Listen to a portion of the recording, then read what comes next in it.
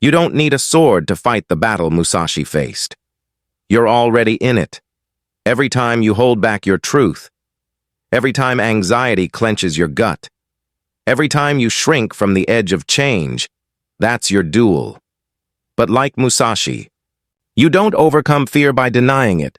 You overcome it by meeting it, fully present, unshaken.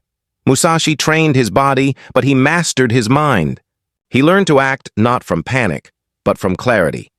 And that calm, that inner stillness, wasn't mystical. It was built. You can build it too. Start where you are. When fear rises, don't run, don't numb, don't lash out. Pause, breathe, observe, ask yourself, what is this fear trying to teach me? Musashi didn't eliminate fear. He trained it. He turned it into awareness, into presence, into power. You have that same choice. Will you let fear command you? Or will you walk into it, with eyes wide, shoulders open, breath steady? Because real strength isn't loud. It's not rage. It's not control.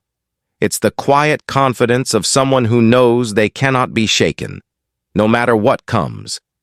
Musashi didn't find peace after the war.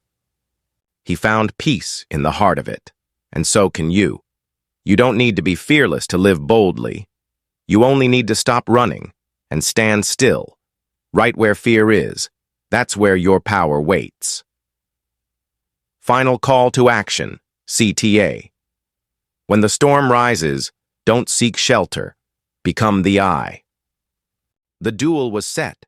The waves were still. The sky was waiting. On the island of Ganryu, Musashi faced his most dangerous opponent, Sasaki Kojiro, taller, faster, more refined, a man undefeated, a man worshipped, a man who wielded a blade nearly as long as his body, known as the drying pole. Kojiro was already on the beach, sharpening his sword with a sneer, but Musashi was nowhere to be seen. Minutes passed, then an hour. The crowd murmured. Rage built in Kojiro's chest. And then a small boat approached. Musashi stepped out, calm, barefoot, and holding a carved wooden oar. No armor, no ceremony, just stillness. This wasn't arrogance, it was strategy.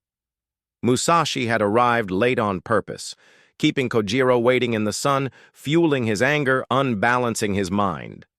Because Musashi knew the truth.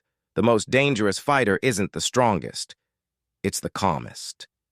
As Kojiro lunged, driven by fury, Musashi didn't flinch. He struck once, clean, precise. Kojiro fell. The crowd was stunned. But Musashi didn't celebrate. He turned his back on the body, walked to the boat, and left without a word. Why? Because the real victory wasn't the kill. It was that he no longer needed to prove anything. He had silenced the inner war.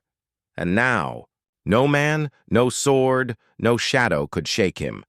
This is where most stories would end. But Musashi's greatest lesson was still to come, because in the years that followed he would teach something even more powerful than how to win. He would teach how to live without fear, in stillness, in motion, in every breath. The turning point didn't happen in battle. It happened in silence. After years of bloodshed, Musashi vanished from the world. No more duels, no more challengers. He retreated into the wilderness, not to escape others, but to face the enemy. Within, because he finally understood. Fear wasn't out there. It was in here. Alone in a cave, he stripped away everything. Weapons, fame, ego. He studied nature, the wind, the water, the rhythm of birdsong at dawn. But this wasn't retreat. It was training, a deeper kind. He wasn't sharpening his sword. He was sharpening his mind. And in that stillness, something broke open. He saw that fear isn't the enemy. Panic is. Fear is a signal. Panic is a reaction. The calm warrior feels fear, but never bows to it. Musashi began to rewire himself. He meditated for hours. He practiced movements not for war, but for flow. He watched how trees sway in storms without breaking, how rivers move around rocks without resistance. He began to understand power, not as force, but as presence. He once wrote, "You must understand that there is more than one path to the top of the mountain." That path for him was no longer paved in blood. It was paved in awareness. And as his body became still, his mind became like water, reflective, fluid, unshaken. This was the beginning of his transformation, the shift from warrior to master, and he realized something profound. True strength is not the absence of fear. It is the discipline to remain unmoved in its presence. He didn't flinch when the blade sliced through the air. He didn't blink when death stood inches from his throat. Miyamoto Musashi, the man who would become legend, was not born fearless. He built his calm where fear once ruled. But before the myth, there was a boy, and that boy was terrified. Musashi's story begins not with glory, but with trembling hands, sleepless nights, and the crushing weight of never being enough.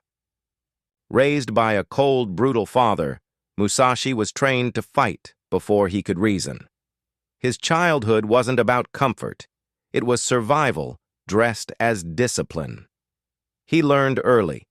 If he didn't strike first, he might not get the chance to strike at all. At 13, he killed a man.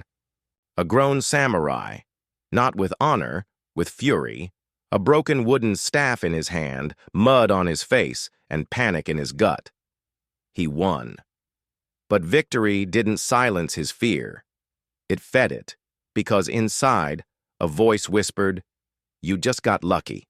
Next time, you'll die." That voice didn't stop. It stalked him, duel after duel. Each fight wasn't just about surviving a sword. It was about surviving himself. You know that voice, don't you?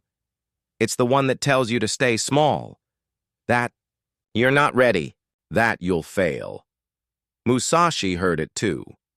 But one day, standing in the middle of yet another battlefield, something shifted. He didn't want to fight anymore, not others, himself. He was done running from the voice. He would walk straight into it, and in doing so, learn to silence it forever.